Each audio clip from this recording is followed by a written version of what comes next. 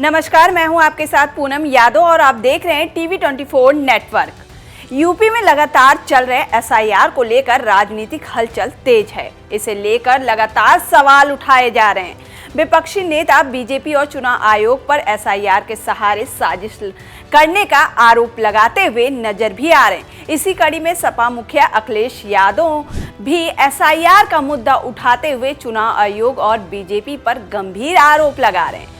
सपा नेता ने कहा है कि हमारी पार्टी के नेता सांसद राजीव राय ने कहा था कि भाजपा ने चुनाव से पहले ही वोट कटवाने की तैयारी कर ली थी। उन्होंने आरोप लगाया है कि जब एसआईआर की प्रक्रिया शुरू भी हुई थी तब बीजेपी की ओर से मतदाता सूची में हेरफेर की बात चल रही थी।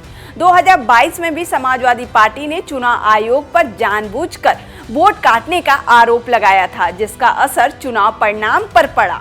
सपा नेता ने आगे कहा कि वोटों में गड़बड़ी, मतदाता सूची में हेरफेर और वोट चोरी की बातें जनता के बीच इतना चर्चा का विषय बनी कि मजबूत होकर इस बार एसआईआर कराया जा रहा है। अपनी नाकामी छिपाने के लिए सरकार ये सब कर रही है। इतना ही नहीं, अखिलेश यादव ने नकली कफ सिरप की बिक्री को लेकर कहा कि लोगों को खांसी होने पर देसी दवा जैसे गुड़, सोंठ, अदरक, लौंग या काली मिर्च का इस्तेमाल करना चाहिए। उन्होंने कटाक्ष करते हुए कहा कि बीजेपी की सरकार में कफ सिरप से बचना चाहिए क्योंकि इसमें कुछ लोग मुनाफा कमा रहे हैं। अभी तक वन डिस्ट्रिक्ट वन माफिया की स्कीम चल रही थी।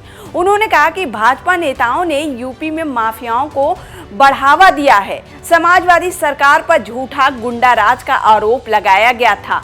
सपा नेता ने दावा किया कि जब से हमने माफियाओं की सूची जारी की है, भाजपा के कई लोग उसमें पाए गए हैं। वन डिस्ट्रिक्ट वन माफिया की पोल हम लगातार खोलते रहेंगे। आपको बता दें कि इससे पहले अखिलेश यादव ने प्रेस कॉन्फ्रेंस कर बीजेपी सरकार और पूर्व सांसद धनंजय सिंह पर तीखे हमले किए।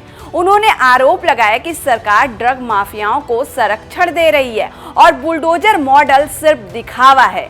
वायरल फोटो में धनंजय सिंह आरोपी अमित कुमार सिंह उर्फ अमित टाटा के साथ दिखे, जिसने करोड़ों रुपए के कफ सिरप रैकेट को चलाया और राजनीति में प्रवेश की तैयारी कर रहा था। अमित टाटा की गिरफ्तारी के बाद बीजेपी सपा आमने सामने है और मामले की एसआईआर सीबीआई जांच की मांग तेज होती जा रही है।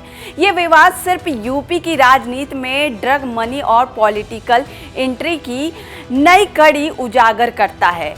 आपको बता दें कि ये विवाद यूपी की राजनीति में ड्रग मनी और पॉलिटिकल एंट्री की नई कड़ी उजागर करता है। आपको बता दें कि अखिलेश यादव ने ये भी कहा कि प्रदेश के लगभग हर जिले में गांजा पकड़ा जा रहा है, कभी 5 किलो, कभी 10 किलो, कभी 20 किलो तक। उन्होंने सवाल उठाया कि अगर कफ सिरप नशे में इस्तेमाल हो रहा था तो उसे बेचने के लिए जिम्मेदार कौन? आखिर किसकी निगरानी में ये गैंग चल रहा है? कफ सिरप बिकवाने में किसका हाथ है? इस नीति के तहत कई बड़े घोटाले सामने आ रहे हैं, जिसमें दोषियों पर कड़ी कार्रवाई होनी चाहिए। अखिलेश ने आजम खान, गायत्री प्रजापति और रमाकांत यादव जैसे नेताओं पर झूठे मुकदमे लगातार परेशान करने का भी आरोप लगाया। इसी बीच अखिलेश यादव ने संचार साथी ऐप का भी सरकार पर निशाना साधा। उन्होंने कहा कि साथी ऐप के माध्यम से नॉर्थ कोरिया की तरह सरकार निगरानी के नाम पर लोगों की प्राइवेसी में दखल दे रही है और समाज में तनाव पैदा कर रही है। इसके अलावा अखिलेश यादव ने कहा कि निषाद पार्टी के मुखिया और मंत्री संजय निषाद ने दावा किया है कि बलिया में 20,000 वोट चोरी किए गए हैं, जिसके बाद से बलिया में वोटरों की सूची और कथित धांधली को लेकर सियासत तेज हो गई है। अखिलेश यादव ने यह भी दावा किया कि संजय निषाद ने यह बयान खुद से नहीं दिया होगा, बल्कि मुख्यमंत्री ने उन्हें ऐसा बोलने के लिए कहा होगा। उनका कहना था कि मीटिंग चल रही थी, विवाद और विभाजन पैदा करने से ही बीजेपी को फायदा मिलता है। बहरहाल इस समय यूपी की राजनीति में एसआईआर और विधानसभा चुनाव को लेकर सियासत तेज होती जा रही है। हर तरफ इसकी चर्चा जोरों पर है। फिलहाल के लिए इतना ही। ये वीडियो आपको कैसी लगी हमें कमेंट कर जरूर बताएं। लाइक और सब्सक्राइब करना ना भूलें।